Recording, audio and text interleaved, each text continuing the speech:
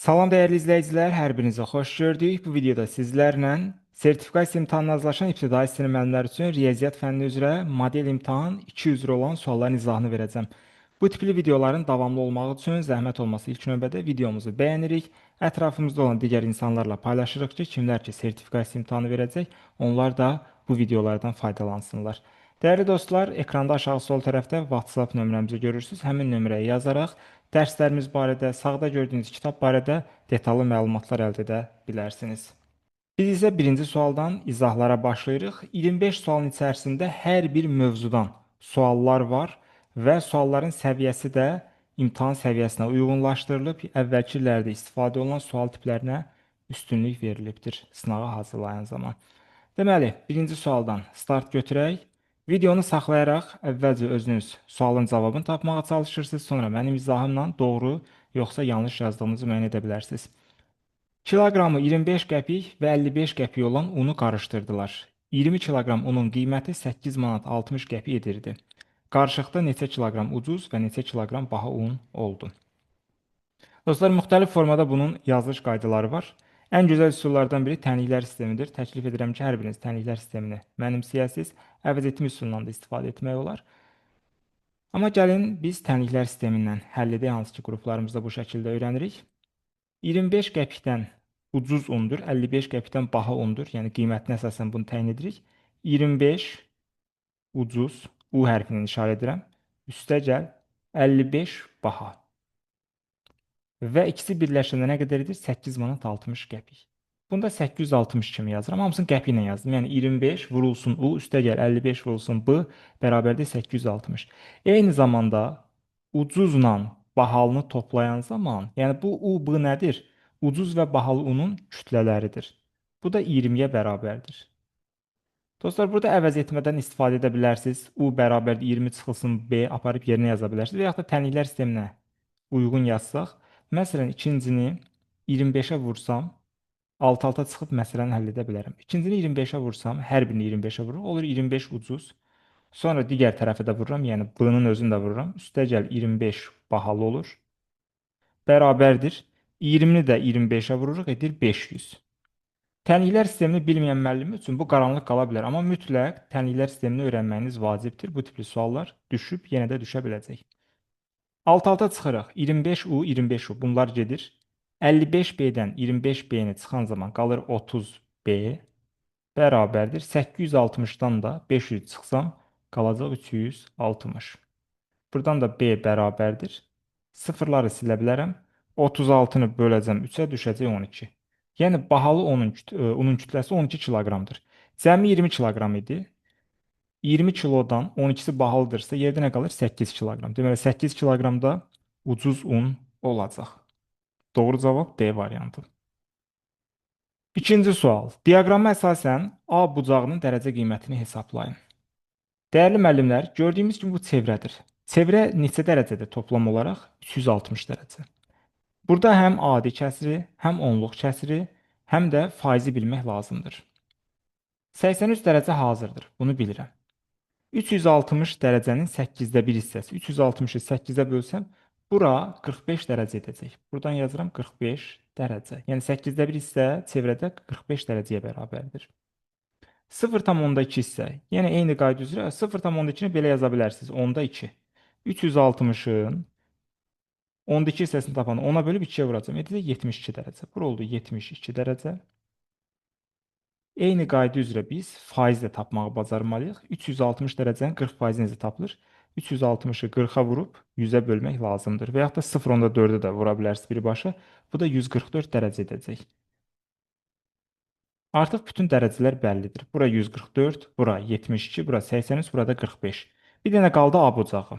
İndi məlum olanları toplayaq. 45, üstəgəl 83, üstəgəl 72, üstəgəl 144. Toplam 344 etdi. Yəni A bucağının üzərinə 344 gəlsəm, bərabər olacaq 360-a. Buradan da A bucağı bərabərdir. 360-dan 344-ü çıxsam qalacaq 16 dərəcə. Deməli, A-nın dərəcə qiyməti 16 dərəcəyə uyğun gəlir. Üçüncü sual.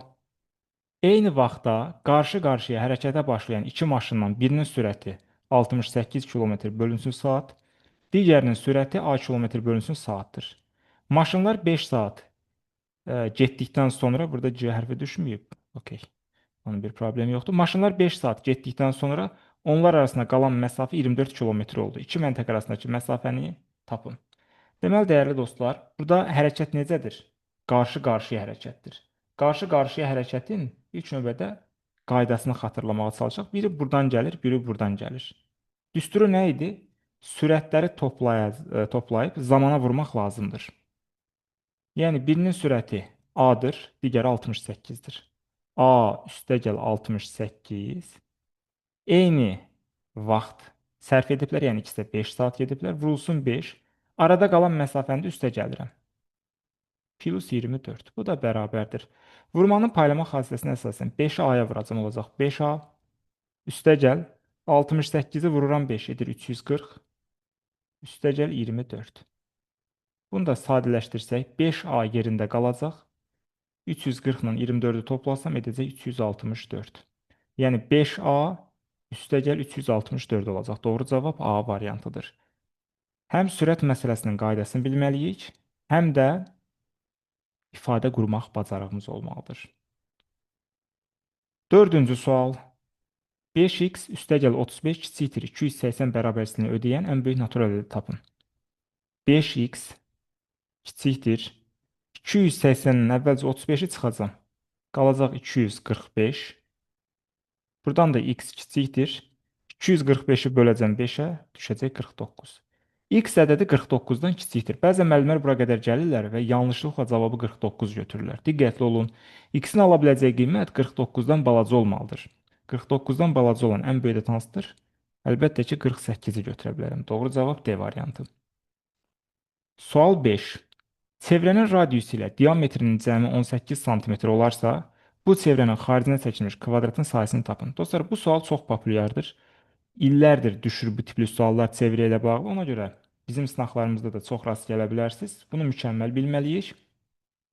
Çevrənin radiusu R ilə işarə etsək, diametr radiusun 2 qatıdır. Deməli, 2R yaza bilərəm birbaşa diametrin əvəzinə və bunun cəmi 18-dir. Radius 2 radius edir 3 radius bərabərdir 18. Radius bərabərdir 18 3-ə bölsəm düşdü 6. Deməli, çevrənin radiusu 6-ya bərabərdir. Çevrənin xaricinə kvadrat çəkirəm. Belə bir çevrəmiz var. Xaricinə kvadrat çəksəm, təxminən belə bir fiqur yaranacaq. Mən biraz kobud çəkə bilərəm. Aha, radius nə qədərdir? Radius 6-dır. Yəni buradan bura olan məsafə 6-dır. Bura 6-dırsa dostlar, burada 6-dır. Yəni burada 6-dır. Başqa sözlə kvadratın tərəfi diametrə bərabər olur. 12-yə. Bura 12-dirsə, burada 12-dir. Bizə bunun sahəsi lazımdır. Kvadratın sahəsi necə tapılır? 12-ni vuracam, 12 edəcək 144. Doğru cavabımız E variantına uyğun gələcək. 6-cı sual. 15,2 ton buğda 1,6 sentner buğdadan neçə dəfə çoxdur? Vahidləri müqayisə edən zaman neçə dəfə çoxdur, neçə dəfə azdır? Bu tipli suallarda hər ikisini eyni vahidə gətirib ondan sonra bölmək lazımdır.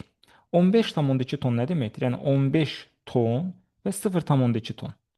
Başqa sözlə 15.200 kiloqram deməkdir bu. 15.200. Buraya yazıram. Bölünsün. 1,6 sentner. Hər sentner 100 kiloqram deməkdir. 1,6 sentner. 1,6-nı 100-ə vursam 160 kiloqram edəcək. Sıfırları belə ata bilərəm. 1520-ni böləcəm 16-ya. Düşəcək 95. Doğru cavab C variantına uyğun gələcək. Sual 7. Sürəti saniyədə 8 metr olan cihaz 4 saata neçə metr məsafə qət edər? Hər saniyədə 8 metr gedir. 4 saatımız nə qədərdir? 4 saat bərabərdir. Hər saatımız 60 dəqiqədir. 4-ü 60-a vursam 240 dəqiqə edəcək. Bu da bərabərdir. Eyni zamanda 240 dəqiqənin hər dəqiqəsi də 60 saniyədir. O da edəcək 14400 saniyə. Amma diqqətli oluram, cavab 14400 saniyə deyil. Yəni C variantı deyil. Metr olaraq da hesablasaq. Bu 14400 4 saatın saniyəli ifadəsidir. Hər saniyədə 8 metr məsafə gedirsə, 14400 saniyəyə nə qədər məsafə gedər? 14400-ü vuracam 8-ə. Edəcək 115.200. Doğru cavab E variantına uyğun gəlir. Sual 8. Tənliyi həll etmək lazımdır. Buna bütöv bir ədəd kimi yanaşırsınız. Buna ayrı bir ədəd kimi toplanan cəm. Belə yanaşma edirsiniz. Yəni burada bölməni görən kimi dərhal keçirim o biri tərəfə vurma ilə əvəzliyim olmaz. Əvvəlcə 5x çıxılsın 4 bölünsün 3. Bu yerində qalır. Yəni vurma bölməni ikinci mərhələdə həll edirik. Əgər mötərizəyə bitişik idisə bərabərdir. 27-dən 10 çıxanda qalır 17. Növbəti mərhələ 5x çıxılsın 4 bərabərdir. 17-ni 3-ə vuracam edəcək 51. Yəni 3 o biri tərəfə keçir, vurma olur. Buradan 5x bərabərdir. 4 o biri tərəfə keçir. 51 ilə toplanılır. Olur 55. X də bərabərdir. 55-i 5-ə bölsəm düşəcək 11. Sualımızın doğru cavabı C variantıdır. Sual 9. 5 ardıcıl cüt natural ədədin cəmi 360 edir. Kiçik ədədi tapın. 1, 2, 3, 4, 5 dənə ədəddir. Tənliklə də yaza bilərsiniz. Və yaxud da ardıcıl ədədlərdə belə bir qayda var ki, cəmi böl sayına. Yəni cəm 360-dır, sayda 5-dir.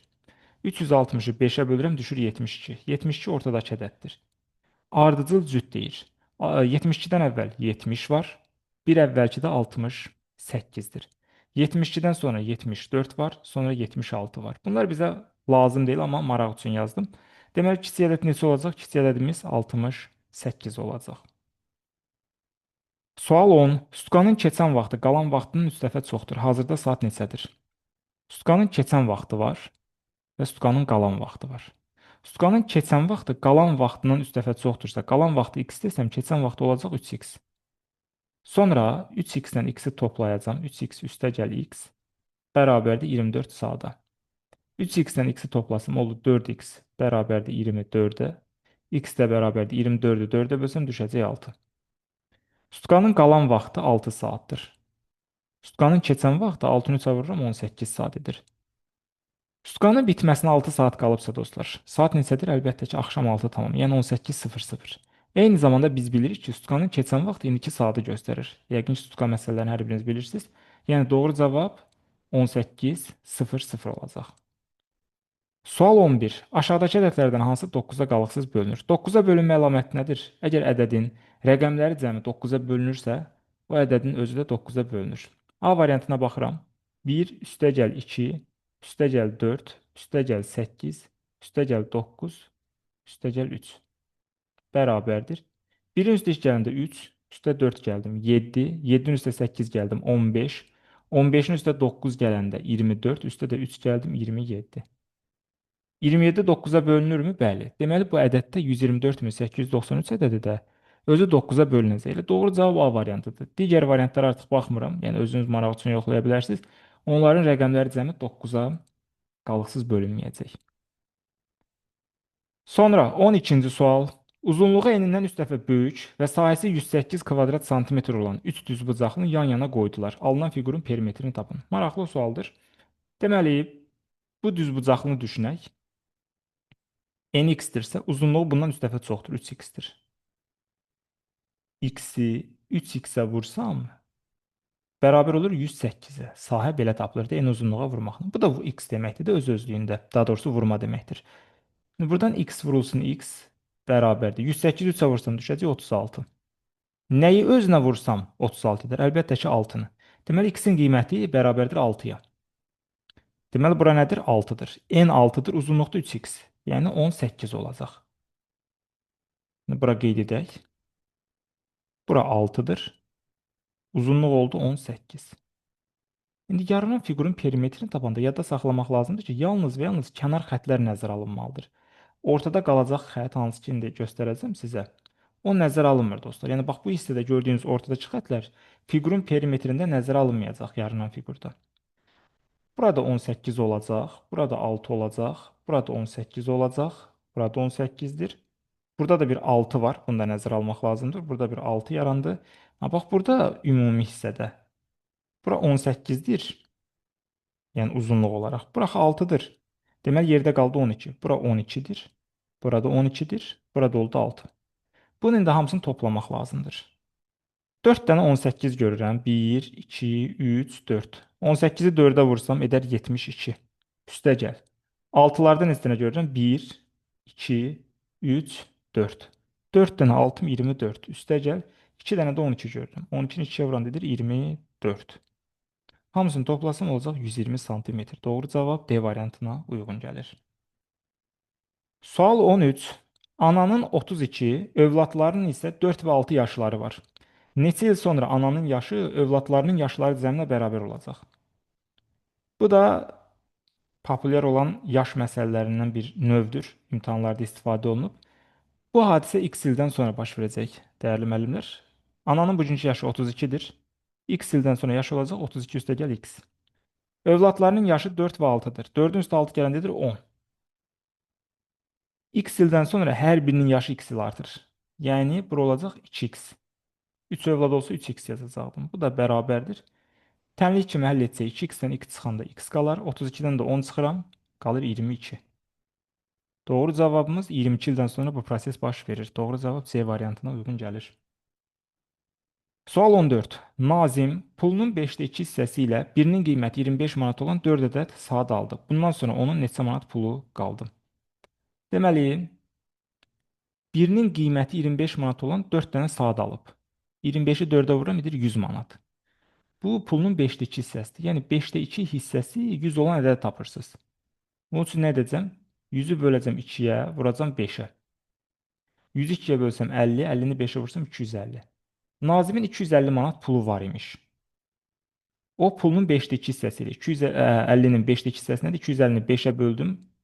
50 2-yə vurdum. 100 etdi. 100 manatla doğrudan da 4 dənə 25 manatlıq almaq olar. İndi bu 100 manatın xərcləyib 250-dən 100 manat xərcləndirsə yerdə nə qalır? 150 manat. Bundan sonra neçə manat pulu qaldı? 150 manat. Doğru cavabımız 14-cü sualda E variantına uyğun gəlir. Sual 15. Saat 8:00-da işə başlayan işçi saat 12:30-a kimi 450 ədəd detal hazırladı. 1 saat fasilədən sonra eyni formada işinə davam edən işçi 17:00-da işini bitirdi. O, gün ərzində cəmi neçə ədəd detal hazırladı? Diqqət yetirək. 8-dən 12:30-a qədər. Bu nə qədər vaxt edir? 9, 10, 11, 12, yarım saatdır oradan. 4 saat yarıma 450 detal hazırlayıb. 450-ni bölək 4,5-ə. 4 saat yarım 4,5 saat deməkdir də. 450-ni 4,5-ə bölən düşür 100. Yəni mənası odur ki, hər saatda bu adam 100 detal hazırlayıb. 4 saata 400, yarım saata da 50, 450 oradan alınır. Deməli 1 saat bərabərdir 100 detal. Belə yazıram, 100-dır. İndi dostlar, davamına baxaq. 1 saat fasilə edib. 12:30-dan fasiləyə çıxır adam. Deməli nə vaxt işə qayıdacaq? 13:30-da. 13:30-dan 13:30-dan 17-yə qədər işləyəcək. 13:30 17:00 arası. 17:00. Nə qədər idi? 2-nin yarısından başlasaq, 3-ün yarısı, 4-ün yarısı, 5-in yarısı, 5 tamam. 3 saat yarımda bundan sonra işləyəcək. 3 saat yarıma nə qədər detal hazırlayar? Hər saatda 100 dənədirsə, 3 saata 300, yarım saata da 50. Bundan sonra da 350 detal hazırlayacaq. 450-ni səhər hazırlamışdı. 350 də indi. 350, 450. Toplasam 800 dənə detal hazırlayacaq gün ərzində toplam. Doğru cavabımız 15-ci sualda B variantı olacaq. Sual 16. Kater çayın axını ilə 4 saata 92 km məsafə qət etdi. Katerin öz sürəti 17 km/saat olarsa, onun bu çayda 2 saata axına qarşı neçə kilometr yol gedəcəyini tapın. Birinci axın ilə gedibsə, kater üstə gəl çay, sürət belə olacaq. Vurulsun zaman 4 bərabərdir 92. Buradan da kater üstə gəl çay bərabərdir. 92-ni birbaşa 4-ə bölə bilərsiniz. Görək 1 saata nə qədər məsafə gedib. Kater üstə gəl çay edir 23. Bizə katerin öz sürətinə verib 17. Deməli, katerin yerinə bura 17 yaza bilərəm. 17 üstə gəl çay bərabərdir 23-ə. Buradan da çay nəyə bərabərdir? 23-dən çıxıram 17-ni düşür 6. Çayın sürəti 6-dır, kater də 17-dir. İndi bizə nə deyir? Deyir, bu çayda 2 saata axına qarşı gedəcək. Axına qarşı gedən zaman katerin sürətindən, yəni 17-dən 6-nı çıxmalısınız. Alınan cavabı zamana vurmalıyıq. Yəni 2 saat. 17-dən 6 çıxanda 11 qalar. 11-i 2-yə vursam edəcək 22. Deməli, axına qarşı 22 km məsafə qət edər. Doğru cavab 16-cı sualda E variantı olacaq. 17-ci sual. Qutuda üzərində 5-dən 20-yə kimi natural ədədlər yazılan toplar var. Təsadüfən seçilən bir topun üzərində yazılan ədədin sadə olması ehtimalını tapın. Ehtimal məsələlərinə aiddir və sadə ədədin nə olduğunu da bilməliyik. 5-dən 20-yə kimi ədədlər deyəndə 5-in özü də ora daxildir, həmçinin 20-nin özü də. 5-dən 20-yə kimi ədədlərin sayını tapmaq üçün 20-dən 5 çıxıb üzərinə 1 gəlirsiniz. 20-dən 5 çıxanda 15 üstə 1 gəlsəm 16. Deməli, ümumi halların sayı 16-dır. Və yaxud məntiqlə fikirləşin ki, 1-dən 20-yə kimi olsa 20 deyir, amma 5-dən başlayıbsa 1, 2, 3, 4 yoxdur, 4-ünü çıxıram 20-dən, 16 belə də qalır. 5-dən başlasaq, 5 özü sadədir, çünki yalnız özünə və 1-ə bölünür. Cüt ədədlər, yəni 5-dən sonrakılar hamısı nə olacaq? Mürəkkəbdir, çünki 2-yə bölünürlər. Bunu düşünməyə ehtiyac yoxdur. 7 sadədir, 9 mürəkkəbdir, 11 sadədir, 13 sadədir, 15 mürəkkəbdir, 17 sadədir, 19 sadədir. 1, 2, 3, 4, 5, 6. 16-da 6 olacaq. Yəni sadə olması ehtimal olaraq 16-da 6-dır. Bunu da ixtisar aparsaq, 2-yə ixtisar gedir. Burada 3 qalacaq, burada 8. Yəni bu hadisənin baş vermə ehtimalı 8-də 3-ə bərabərdir. Doğru cavab A variantına uyğun gələcək. Sual 18. 81 milyon 8 ədədinin rəqəmlərlə yazılışında neçə ədəd sıfır var? 81 milyon 8. Ədəd bu şəkildə yazılacaq. 3 ayırsaq 81 milyon 8. Neçə dənə 0 görürük? 5 dənə 0. Doğru cavab A variantına uyğun gəlir. Rahat sualdır. Sual 19. Paralelogramın neçə simmetri oxu var? Dostlar, simmetri oxlarının sayını bilin. İmtahanlarda çox düşür. Bütün fiqurlarla bağlı bilmək lazımdır. Paralelogramın simmetri oxu yoxdur. Bunu bilmək lazımdır. Bəzən müəllimlər bunu qarışdırırlar. 2 dənə düşünürlər. Xeyr. Buradan xətt çəkəndə üst-üstə qatlasanız düşmür üst-üstə. Yəni doğru cavabımız E variantına uyğun gələcək. Sual 20. Azalan, çıxılan və fərqin cəmi 340 edir. Çıxılan 50-dirsə fərqi tapın. Azalan, çıxılan fərqin cəmi verilən zaman dərhal 2 yerə bölün. Cəmi 342-yə bölün düşəcək 170. Yəni azalan özü 170-dir. Eyni zamanda çıxılanla fərqin cəmi də 170-dir. Yəni bu şəkildə bölünür bunlar. Çıxılan 50-dir. 50 üstə gəl. Fərq bərabərdir 170. Bu tənliyi həll etsək, buradan fərq bərabərdir 170-ə 50, 170-dən 50 çıxsam edəcək 120. Bu qaydaları bilməyən müəllimlər üçün, bax, bu videonu kimlər ki izləyir, bu çətin ola bilər. Yəni deyər ki, bu nədir? Bu hardan qaynaqlanır? Mütləq surətdə bu qaydaları öyrənmək lazımdır. YouTube-da dərslərə baxıb bunları öyrənməyiniz vacibdir. İmtahanlarda çox düşür. Sual 21. Maraqlı sualdır və çaşdırıcı sualdır. Qiyməti 80 manat olan şalvarın qiymətini, burada qiyməti, okey, belə yazaq. Qiyməti 80 manat olan şalvarın qiymətini neçə faiz artırsalar, qiyməti 100 manat olar. Bəzən müəllimlər burada diqqətsiz yanaşırlar və sualın cavabını birbaşa 20 düşünürlər. Düşünürlər ki, 80 üstü 20 gələndə 100 edir. Xeyr, bu qədər sadə deyil bu. Burada faiz deyir. 80-20 faizi. Neçədir? 80-20 faizini tapmaq üçün 80-i 20-yə vurun. Əgər 20 olsa cavab, bölün 100-ə. Sıfırlar silirəm, edir 16. Yəni 80-in 20% artırsam 16 manat artım deməkdir. Bu da 96 manat edər. Yəni 100 olmadı. Deməli, 80 manatdan 100 manata gəlmişəmsə, neçə manat artım var? 20 manat. 80 manat özü 100% idi. Tənasüb üsulundan yazıram. Artım nə qədərdir? 20 manat. 20 manat 80 neçə faizdir? X faiz. Çarpaz vurmaq lazımdır. 80 vurulsun x bərabərdir. 100-ü 20-yə vursam edəcək 2000. Buradan sıfırları silsəm x də bərabərdir. 200-ü 8-ə bölsəm düşür 25. Doğrudan da belədir. 80-i 25% artırın. 80-i 25%, 80-i 25-ə vurub 100-ə bölmək deməkdir. Bu 20 edəcək.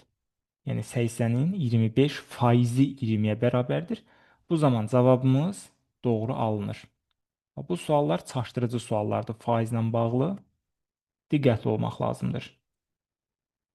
22-ci sual. Yuvarlaqlaşan zaman 6000 alınan rəqəmləri fərqli ən kiçik ədədin rəqəmləri cəmini tapın. Yuvarlaqlaşan zaman 6000 alınan ən kiçik ədədi tapmaq üçün həmin ədəddən nə edirik? 500 çıxırıq. Sonda 3 sıfır var da. Beləcə 5500. Yəni bunun minimal qiyməti 5500 ola bilər. Amma diqqətli oluruq. Şərtdə deyir rəqəmlər fərqli olsun. Əgər rəqəmləri fərqli olsun olmasaydı şərtdə cavab 5500 götürərdim 10 olardı. Amma baxın, bunun minimalı 5500-dür. 5500-də 2 dənə 5 var, 2 dənə 0 var. Deməli 5500-dən biraz çox olmalıdır. Təkrar edirəm, yəni bunun ən aşağı yeri 5500-dür. Bundan balaca artıq mümkün deyil. 5-dən sonra 6 yazmağa məcbursuz. Sonra 0 yazaram, sonra 1 yazaram. Yəni bu şərti ödəyən ədəd 5601 ədəd olacaq, ən balacası. Yuvarlaqlaşan zaman hansı ki 6000 edir və rəqəmlər də fərqlidir. 5601. Bunda rəqəmləri cəmi 5-in üstə 6 gəlsəm, 11 üstə də 1 gəlsəm 12 edəcək. Doğru cavab A variantıdır. Sual 23. Kubun həcmi 125 kub santimetrdir. Onun tam səthinin sahəsini tapın. Kubun həcmini tapmaq üçün V bərabərdir A kubu düsturundan istifadə olunur. Bu da bərabərdir 125-ə. Nəyi 3 dəfə öz-özünə vursam 125 edər? Əlbəttə ki 5-i. 5 vurulsun 5, 25 edir. 25-də 5-ə vuranda 125 alar. Bu A nədir? Kubun tilidir. Yəni bax bura 5-dir. Hamısı 5-dir. Tam səthinin sahəsi. Tam səthinin sahəsi S tam da deyə bilərik buna. Belə yazılır düstur olaraq. Tam səthinin sahəsi bərabərdir 6 vurulsun A kvadratı. Çünki 6 dənə burada üz var. Bu şəkildə düşünün. Hər biri də kvadratdır.